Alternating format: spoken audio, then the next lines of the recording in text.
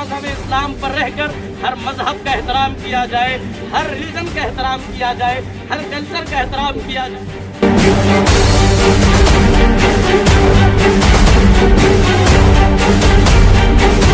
ರಾಜ್ಯ ಸರ್ಕಾರ ಆಗಲಿ ಕೇಂದ್ರ ಸರ್ಕಾರ ಆಗಲಿ ಒಂದು ಕಾನೂನು ತರಬೇಕು. ಯಾರು ಯಾವ ಧರ್ಮಗಳ ಬಗ್ಗೆ ಮಾತಾಡ್ತಾರ, ಡಿಸ್ಟರ್ಬೆನ್ಸ್ ಮಾಡಿರ್ತಾರ, ಯಾವ ಧರ್ಮದವ್ರಿಗೆ ಧಕ್ಕೆ ತರುವಂತ ಹೇಳಿಕೆಯನ್ನು ಕೊಡ್ತಾರೆ, ಅವ್ರಿಗೆ ಆ ಕಾನೂನು ತರ 3-4 ವರ್ಷ ಹೊರಗೆ ಬರಲಾರ್ದಂಗ ಆಕೆ ಕಠಿಣ ಶಿಕ್ಷೆ ಆಗುವಂತ ಕಾನೂನು ತರ ವಿನಂತಿ ಮಾಡಿದ್ವಿ.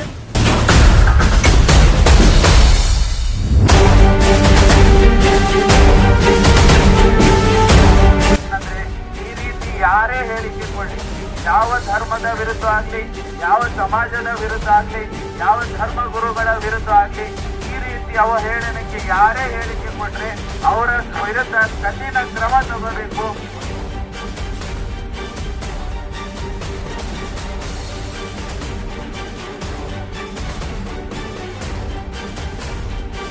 ನಮಸ್ಕಾರ ವೀಕ್ಷಕರೇ, SN TV ಕನ್ನಡ ನ್ಯೂಸ್ ಚಾನೆಲ್ಗೆ ಸ್ವಾಗತ. ನಾನು ನಿಮ್ಮ ಮಂಜುನಾಥ್ ಎಂಗುಡಿ. ಪ್ರವಾದಿ ಮೊಹಮ್ಮದ್ ಪೈಗಂಬರ್ ಅವರ ಬಗ್ಗೆ ಅವಹೇಳನಕಾರಿ ಹೇಳಿಕೆ ನೀಡಿರುವ ಸ್ವಾಮಿ ಮಹಂತ್ ರಾಮಗಿರಿಯವರ ವಿರುದ್ಧ ಧಾರವಾಡದಲ್ಲಿ ಬೃಹತ್ ಮೌನ ಮೆರವಣಿಗೆಯನ್ನು ಅಂಜುಮನ್ ಸಂಸ್ಥೆಯ ಅಧ್ಯಕ್ಷರಾದ ಶ್ರೀ ಇಸ್ಮಾಯಿಲ್ ತಮಾಟ್ಗಾರ್ ಅವರ ನೇತೃತ್ವದಲ್ಲಿ ಅಂಜುಮನ್ ಸಂಸ್ಥೆಯ ಆವರಣದಿಂದ ಧಾರವಾಡ ಜಿಲ್ಲಾಧಿಕಾರಿ ಕಚೇರಿಯವರೆಗೆ ತೋಳಕ್ಕೆ ಕಪ್ಪು ಬಟ್ಟೆ ಕಟ್ಟಿ ಮೌನ ಮೆರವಣಿಗೆಯನ್ನು ಹಮ್ಮಿಕೊಳ್ಳಲಾಗಿತ್ತು. ಮೆರವಣಿಗೆಯಲ್ಲಿ ರಾಮಗಿರಿ ಸ್ವಾಮಿಯನ್ನು ಬಂಧಿಸಬೇಕು, we don't tolerate criticism on religion focus on development of India ಎಂದು ಬರೆದ ಫಲಕವನ್ನು ಹಿಡಿದು ಜಿಲ್ಲಾಧಿಕಾರಿ ಕಚೇರಿ ತೆರಳಿ ಪ್ರತಿಭಟಿಸಿ ಜಿಲ್ಲಾಧಿಕಾರಿ ಹಾಗೂ ಹುಬ್ಬಳ್ಳಿ ಧಾರವಾಡ ಪೊಲೀಸ್ ಆಯುಕ್ತರ ಮುಖಾಂತರ ರಾಜ್ಯದ ಮುಖ್ಯಮಂತ್ರಿಗಳಿಗೆ ಮತ್ತು ಪ್ರಧಾನಮಂತ್ರಿಗಳಿಗೆ ಹಾಗೂ ಗೃಹ ಮಂತ್ರಿಗಳಿಗೆ ಇಂತಹ ಸ್ವಾಮಿ ಮೇಲೆ ಕಾನೂನು ಕ್ರಮ ಜರುಗಿಸಲು ಮನವಿಯನ್ನ ಸಲ್ಲಿಸಿ ಒತ್ತಾಯಿಸಲಾಯಿತು. ಈ ಸಂದರ್ಭದಲ್ಲಿ ಅಂಜುಮನ್ ಸಂಸ್ಥೆಯ ಅಧ್ಯಕ್ಷರಾದ ಇಸ್ಮಾಯಿಲ್ ತಮಾಟ್ಗಾರ್, ಉಪಾಧ್ಯಕ್ಷರಾದ ಬಶೀರ್ ಅಹ್ಮದ್ ಜಾಗೀರ್ದಾರ್, ಕಾರ್ಯದರ್ಶಿಗಳಾದ ಸೈಯದ್ ಸರ್ಗೀರೋ, ಖಜಾಂಚಿಯಾದ ರಫೀಕ್ ಶಿರಹಟ್ಟಿ ಹಾಗೂ ಸಂಸ್ಥೆಯ ಪದಾಧಿಕಾರಿಗಳು, ಸದಸ್ಯರು, ಧರ್ಮಗುರುಗಳು, ಧಾರವಾಡ ನಗರದ ಸಮಸ್ತ ಮುಸ್ಲಿಂ ಬಾಂಧವರು 5,000 ಸಂಖ್ಯೆಯಲ್ಲಿ ಉಪಸ್ಥಿತರಿದ್ದರು. ಅದರ ಒಂದು ದೃಶ್ಯ ನಿಮ್ಮ ಮುಂದೆ.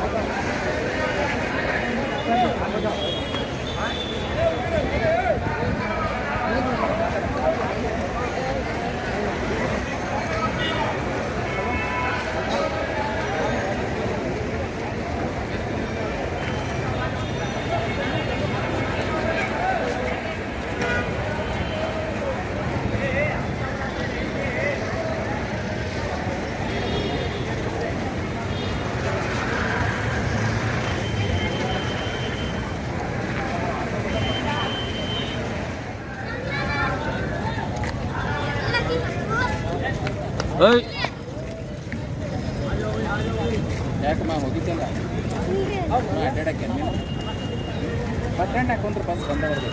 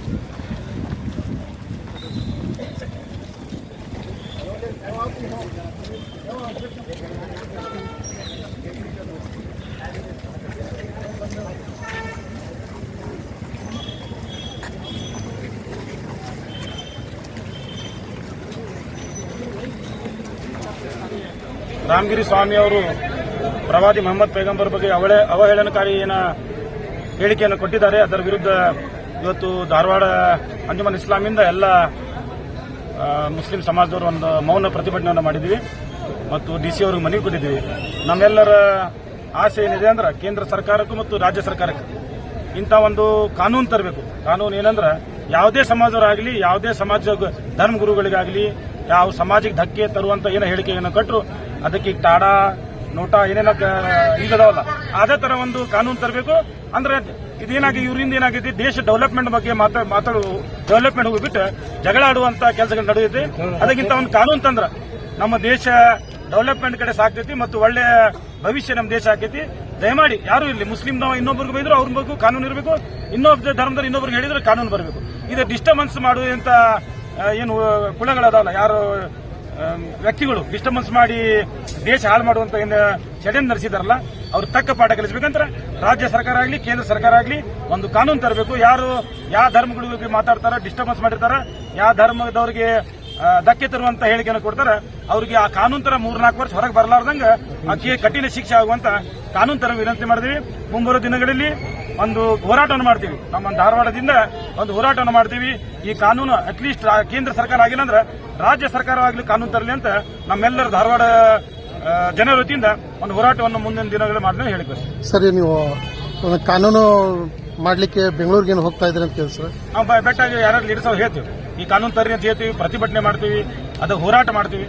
ನೋಡು ಯಾವ ಹಂತಕ್ಕೆ ಅದು ಮಾಡ್ತಾರೆ ನೋಡು. ಇದು ನಮ್ದು ವೈಯಕ್ತಿಕ ಇಲ್ಲಿದು ಯಾವುದೇ ಧರ್ಮ.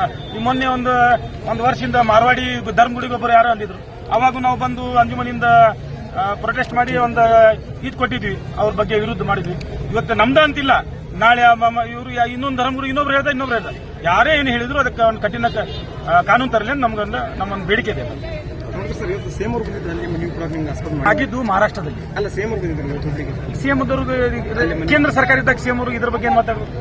ಇದು ಮಹಾರಾಷ್ಟ್ರದಾಗಿದೆ. ಅದಕ್ಕೆ president and home minister, prime ಮಿನಿಸ್ಟರ್ಗೆ ನಾವು ಮನವಿಯನ್ನು ಕೊಟ್ಟಿದ್ದೇವೆ. ಕರ್ನಾಟಕದಲ್ಲಿ ಆಗಿದ್ರೆ ಸಿಎಂ ಅವರು ಕೂಡ ಮಾತಾಡಿದ್ವಿ. ಮತ್ತೆ ಸಿಎಂ ಅವರು ಕೂಡ ಇದ್ರ ಬಿಟ್ಟು ಈ ಕಾನೂನು ತರಲಿಕ್ಕೆ ಏನು ಮಾತಾಡೋದಿತ್ತು ನಾವೆಲ್ಲ ಡೆಲಿಗೇಷನ್ ತಗೊಂಡೋಗಿ ಇದ್ರ ಬಗ್ಗೆ ಮಾತಾಡ್ತೀವಿ. نحمده ونصلي على رسوله الكريم أما بعد فأعوذ بالله من الشيطان الرجيم بسم الله الرحمن الرحيم. आज शहर धारवाड़ की एक अजीम जो है इंस्टीट्यूट, अजीम एक इदारा अंजुमन इस्लाम धारवाड़ की जानिब से आज हमायदीन शहर, जिम्मेदारान शहर, नौजवानान शहर यहाँ आज डीसी ऑफिस के पास जमा है. हम तमाम के आने का एक अहम मकसद है. हम तमाम अपने अपने तय जो है एक अहम जिम्मेदारी को लेकर के आए हैं, इसलिए कि हम कई सालों से ये देख रहे हैं आए दिन फिरका परस्त अनासिर जो है कभी कभार जो है वो अपनी रोटियां सेकने के लिए या फिर अपनी सियासत गरमाने के लिए कभी इस्लाम पर हमला करते हैं, कभी पैगंबर इस्लाम पर हमला करते हैं, कभी डॉक्टर भीमराव अंबेडकर पर हमला करते हैं, कभी डॉक्टर जो है महात्मा गांधी पर हमला करते हैं. यानी कि हर आए दिन जो है तमाम मज़ाहिब के या मानने वालों को दिलों को तकलीफ ऐसी अल्फाज से देते हैं जिससे लोग अपने जज्बात पर काबू नहीं रख पाते हैं. चूँकि हमारा ये मुल्क हिंदुस्तान गंगा जमुनी तहजीब का यहाँ पर माहौल है. यहाँ तमाम मज़ाहिब के, यहाँ तमाम कल्चर के, तमाम रिलीजन के लोग रहते हैं. हर एक दूसरे की मजहब का एहतराम करता है, एक दूसरे की कदर करता है. तो लिहाजा चाहिए भी कि हम एक दूसरे की इज्जत नफ्स का ख्याल रखें, एक दूसरे की जो है वो एहतराम करें. लेकिन ऐसा नहीं होता. हर दिन जो है कुछ ना कुछ जो है एक इशू खड़ा कर दिया जाता है, कभी इस्लाम के खिलाफ, कभी पैगंबर इस्लाम के खिलाफ. आज हम तमाम की यहाँ जमा होने का सबसे अहम मकसद ये है, आज से 16 अगस्त 2024 को नासिक की सरजमीन पर एक सभा था जहाँ पर जो है एक मजहबी जो है लिबास गलत अल्फाज में इस्लाम की छवि बिगाड़ने की कोशिश की, पैगंबर इस्लाम पर हमला किया, मुसलमान हर चीज बर्दाश्त कर सकता है, मुसलमान हर चीज जो है वो बर्दाश्त करके जो कर सकता है, लेकिन हुजूर अलैहिस्सलाम की इज्जत पर, आपकी नामूस पर, आपकी शान में अगर कोई रानी के राई के दाने के बराबर भी अगर गुस्ताखी करता है तो मुसलमान बर्दाश्त नहीं कर सकता। अब मजहब इस्लाम की तालीम यह है कि खुद मजहब इस्लाम पर रहकर हर मजहब का एहतराम किया जाए, हर रिलीजन का एहतराम किया जाए, हर कल्चर का एहतराम किया जाए। रोज़े अव्वल से हिंदुस्तान की सरजमीन पर हमारे कायदीन, सदर अंजुमन इस्लाम और दीगर यहाँ जितने जिम्मेदारान हैं, हर एक की कोशिश यही है कि शहर की, मुल्क की, सूबा की फिजा अमन पुरअमन रहे, लोग सुकून से रहे, लोग इत्मीनान से रहे। लेकिन हम तमाम का एहतराम करते हैं, लेकिन हम आपसे सवाल करते हैं, जो लोग कभी रास्तों पर आकर के कहते हैं कत्ल कर देना चाहिए, मार देना चाहिए, लेकिन हम ऐसा मुतालबा नहीं करते। हम सुकून और इत्मीनान के साथ जो है हुकूमत कर्नाटका से, हुकूमत हिंद से जो है वो पुरजोर ये मुतालबा करेंगे कि हम खामोश हैं, हमें खामोश रह करके हमारी बात सुनी जाए और हुकूमत जो है इस पर एक्शन ले। को लेकर अंजुमन इस्लाम इतना बड़ा मसला होने के बावजूद भी अमन के साथ, बगैर किसी नारे के, बगैर किसी पुकारे के, बगैर किसी आवाज के आकर के अंजुमन इस्लाम जो है वो इस्लाम का मैसेज ये दे रही है कि मुसलमान जिस जगह भी रहता है उसका अव्वलीन फर्ज ये है कि वहाँ के इलाके को वो अमन की जो है वो गहवारा बना करके रखे। इस हिंदुस्तान की खूबसूरती हिंदू, मुस्लिम, सिख, ईसाई तमाम मजाहिब का जब हम एक दूसरे का एहतराम करेंगे तभी इस मुल्क की खूबसूरती बरकरार रहेगी। ये चंद बातें मैं आपके सामने रखूंगा और आप तमाम से गुजारिश है कि आप जिस अंदाज में सुकून से आए हैं उसी अंदाज में सुकून के साथ यहाँ का प्रोग्राम खत्म होने के बाद आप अपने अपने जो है मांगो जान देंगे, जान मांगो जान देंगे, माल मांगो माल देंगे, पर न हम हुजूर की शान देंगे न जलाल देंगे। ಅಂಜುಮನೆ ಇಸ್ಲಾಂ ಧಾರವಾಡ ಮತ್ತು ಧಾರವಾಡ ಶಹರದ ಎಲ್ಲ ಮಸೂತಿಗಳ ಮುತುವಲ್ಲಿ ಮತ್ತು ಎಲ್ಲ ಮುಸ್ಲಿಂ ಸಮುದಾಯದ ಹಿರಿಯರಿಂದ, ಮುಖಂಡರಿಂದ, ಎಲ್ಲ ಮುಸ್ಲಿಂ ಸಮುದಾಯರು ಸೇರಿ ಇವತ್ತಿನ ಇಲ್ಲಿ ಪ್ರತಿಭಟನೆ ಏನಂದ್ರೆ, ಈಗಾಗಲೇ ನಮ್ಗೆಲ್ಲರಿಗೂ ಗೊತ್ತಿದ್ದ ಹಾಗೆ ಮಹಾರಾಷ್ಟ್ರ ಮೂಲದ ಒಂದು ರಾಮಗಿರಿ ಸ್ವಾಮೀಜಿ ಅನ್ನೋರು ಪ್ರವಾದಿ ಮೊಹಮ್ಮದ್ ಸಲ್ಲಲ್ಲಾಹು ಅಲೈಹಿ ವಸಲ್ಲಂರ ಬಗ್ಗೆ ಒಂದು ಹೇಳಿಕೆ ಕೊಟ್ಟಿದ್ದಾರೆ. ಅದರ ವಿರುದ್ಧವಾಗಿ ಪ್ರತಿಭಟನೆಯಾಗಿ ನಾವು ಇಲ್ಲಿ ಬಂದಿದ್ದೇವೆ. ನಮ್ಮ ರಾಜ್ಯ ಸರ್ಕಾರ, ರಾಜ್ಯದ ಮುಖ್ಯಮಂತ್ರಿ ಆಗ್ಲಿ, ಇದೇ ತರ ನಮ್ಮ ದೇಶದ ಗೃಹ ಮಂತ್ರಿ ಮತ್ತು ದೇಶದ ಪ್ರಧಾನ ಮಂತ್ರಿಯಿಂದ ನಾವು ಒಂದು ಮನವಿ ಮಾಡೋದೇನಂದ್ರೆ, ಈ ರೀತಿ ಯಾರೇ ಹೇಳಿಕೆ ಕೊಳ್ಳಿ, ಯಾವ ಧರ್ಮದ ವಿರುದ್ಧ ಆಗ್ಲಿ, ಯಾವ ಸಮಾಜದ ವಿರುದ್ಧ ಆಗ್ಲಿ, ಯಾವ ಧರ್ಮ ಗುರುಗಳ ವಿರುದ್ಧ ಆಗ್ಲಿ, ಈ ರೀತಿ ಅವಹೇಳನಕ್ಕೆ ಯಾರೇ ಹೇಳಿಕೆ ಕೊಟ್ರೆ ಅವರ ವಿರುದ್ಧ ಕಠಿಣ ಕ್ರಮ ತಗೋಬೇಕು, ಒಂದು ಕಠಿಣ ಕಾನೂನು ಬರಬೇಕಾಗಿ ಒಂದು ಮನವಿ ಮಾಡುತ್ತಾ ಇಲ್ಲಿ ನಾವು ಬಂದಿದ್ದೀವಿ. ನಾವು ನಮ್ಮ ತಂದೆ ತಾಯಿ ಬಗ್ಗೆ ಏನಾದ್ರು ಹೇಳಿದ್ರೆ ಸಹಿಸಬಹುದು, ಆದ್ರೆ ನಮ್ಮ ನಬಿ ಪ್ರವಾದಿ ಮೊಹಮ್ಮದ್ ಸಲ್ಲಲ್ಲಾಹು ಅಲೈಹಿ ವಸಲ್ಲಂ ಬಗ್ಗೆ ಯಾರು ಏನು ಹೇಳಿದರೆ ನಾವು ಅದನ್ನು ಸಹಿಸೋಕೆ ಸಾಧ್ಯವಿಲ್ಲ. ನಾವು ನಮ್ಮ ಜೀವಕ್ಕಿಂತ ಹೆಚ್ಚಾಗಿ ಪ್ರವಾದಿ ಮೊಹಮ್ಮದ್ ಸಲ್ಲಲ್ಲಾಹು ಅಲೈಹಿ ವಸಲ್ಲಂನ ಪ್ರೀತಿ ಮಾಡುತ್ತೀವಿ. ಅವ್ರಿಗೋಸ್ಕರ ನಾವು ನಮ್ಮ ಎಲ್ಲಾ ಜೀವನ, ನಮ್ಮ ಎಲ್ಲಾ ಸಂಪತ್ತನ್ನು ನಾವು ತ್ಯಾಗ ಮಾಡ್ಲಿಕ್ಕೆ ಸಾಧ್ಯ ಇದೆ.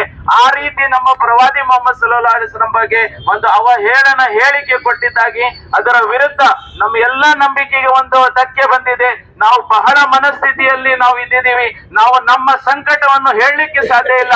ಆ ತರ ನಮಗೆ ಸಂಕಟ ಒಂದಾಗಿದೆ. ನಮ್ಮ ಭಾರತದಲ್ಲಿ ಏನಾಗ್ತಿದೆ, ನಮ್ಮ ಪ್ರವಾದಿ ಮೊಹಮ್ಮದ್ ಸಲ್ಲಲ್ಲಾಹು ಅಲೈಹಿ ವಸಲ್ಲಂ ಬಗ್ಗೆ ಈ ರೀತಿ ಹೇಳಲಾಗುತ್ತೆ ಅಂದ್ರೆ ನಮಗೆ ನಂಬಿಕೆ ಮಾಡ್ಲಿಕ್ಕಾಗ್ತಿಲ್ಲ. ನಮ್ದ ಒಂದು ಧಾರ್ಮಿಕ ಒಂದು ಪ್ರವಾದಿ ಮೊಹಮ್ಮದ್ ಸಲ್ಲಲ್ಲಾಹು ಅಲೈಹಿ ವಸಲ್ಲಂ ಬಗ್ಗೆ ಈ ರೀತಿ ಹೇಳಿದ್ದು ನಮಗೆ ಯಾವ ರೀತಿ ಸಹಿಸೋಕೆ ಸಾಧ್ಯವಿಲ್ಲ. ಅದಕ್ಕೋಸ್ಕರ ನಾವು ಮೊದಲಾಗಿ ನಮ್ಮ ರಾಜ್ಯದ ಮುಖ್ಯಮಂತ್ರಿ ಅವರ ವತಿಯಿಂದ ಮತ್ತೆ ನಮ್ಮ ದೇಶದ ಗೃಹ ಮಂತ್ರಿ, ಪ್ರಧಾನ ಮಂತ್ರಿ ಅವರಿಗೆ ನಾವು ಬೇಡಿಕೊಳ್ಳೋದೇನೆಂದ್ರೆ, ಒಂದು ಕಠಿಣ ಒಂದು ಕಾನೂನು ಮಾಡಬೇಕು. ಯಾವುದೇ ನಾವು ಧರ್ಮದ ವಿರುದ್ಧ, ಧರ್ಮ ಗುರುಗಳ ವಿರುದ್ಧ ಹೇಳಿಕೆ ಈ ತರ ಕೊಟ್ರೆ ಒಂದು ಕಠಿಣ ಕ್ರಮ ತಗೋಬೇಕು. ರಾಮಗಿರಿ ಸ್ವಾಮೀಜಿ ಅಂತ ಏನ್ ಹೇಳಿದಾರಲ್ಲ, ನಾನು ಅನಿಸುತ್ತೇನೆ ಅವರು ಹಕೀಕತ್ನಲ್ಲಿ ಅವರು ಸ್ವಾಮೀಜಿ ಆಗೋಕೆ ಸಾಧ್ಯನೇ ಇಲ್ಲ. ಯಾಕಂದ್ರೆ ಒಂದು ಒಳ್ಳೆ ಸ್ವಾಮೀಜಿ ಆದ್ರೆ ಈ ತರ ಹೇಳಿಕೆ ಕೊಡೋಕ್ ಸಾಧ್ಯನೇ ಇಲ್ಲ. ಒಂದು ಸ್ವಾಮಿ ಆಗ್ಲಿ, ಗುರು ಆಗ್ಲಿ, ಮಠದ ಒಂದು ಮಠಾಧೀಶರಾಗ್ಲಿ ಯಾವುದೇ ಧರ್ಮ ಬಗ್ಗೆ ಅವಹೇಳನಕ್ಕೆ ಹೇಳೋ ಸಾಧ್ಯನೇ ಇಲ್ಲ. ಈ ರೀತಿ ಹೇಳುವರು ಸ್ವಾಮೀಜಿ ಅಲ್ಲ, ಸ್ವಾಮೀಜಿಯವರ ಹೆಸರ ಮೇಲೆ ಒಂದು ಕಳಂಕ ಅಂತ ನಾನು ಹೇಳಲಿಕ್ಕೆ ಬಯಸುತ್ತೇನೆ. ಈ ರೀತಿಯವರು ಏನು ಹೇಳಿದ್ದಾರೆ ಅದನ್ನ ನಾವು ವಿರೋಧಿಸ್ತೀವಿ. ನಾವು ಸರ್ಕಾರ ಮತ್ತು ರಾಷ್ಟ್ರಪತಿಯಿಂದ ನಾವು ಒಂದು ವಿನಂತಿ ಮಾಡುತ್ತೀವಿ.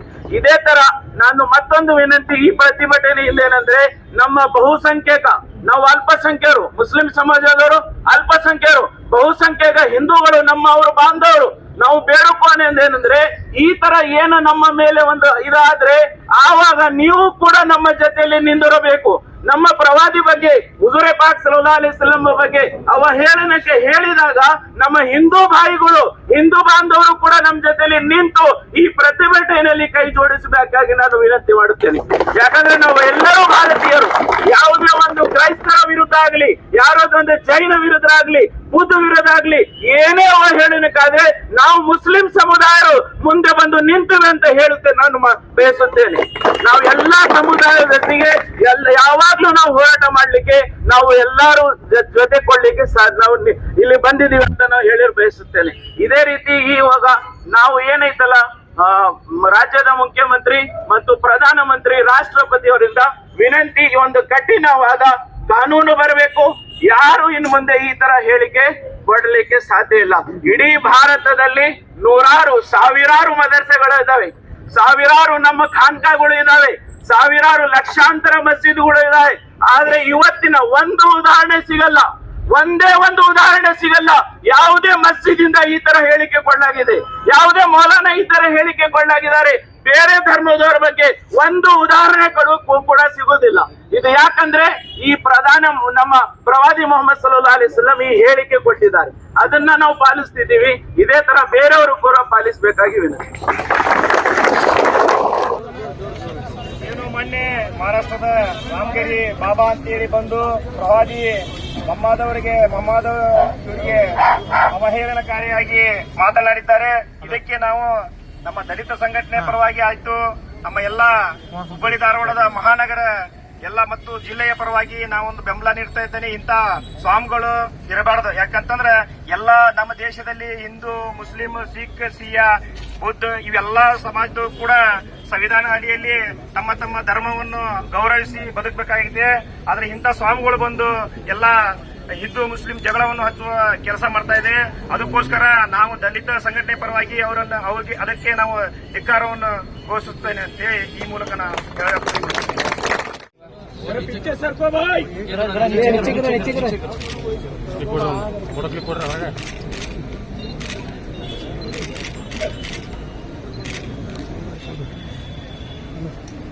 ಈ ದಿನ ಅತ್ಯಂತ ಶಾಂತಿಯುತವಾಗಿ ಮಹಾರಾಷ್ಟ್ರದಲ್ಲಿ ಒಬ್ಬ ವ್ಯಕ್ತಿ ನೀಡಿರೋ ಅವಹೇಳನಕಾರಿ ಹೇಳಿಕೆ ವಿರುದ್ಧ ಮೌನ ಪ್ರತಿಭಟನೆಯನ್ನ ಅತ್ಯಂತ ಶಾಂತಿಯುತವಾಗಿ ಮಾಡಿದ್ದೀರಿ. ನಿಮಗೆಲ್ಲ ಧನ್ಯವಾದಗಳು ಅರ್ಪಿಸಲಿಕ್ಕೆ ಇಷ್ಟಪಡ್ತೇನೆ.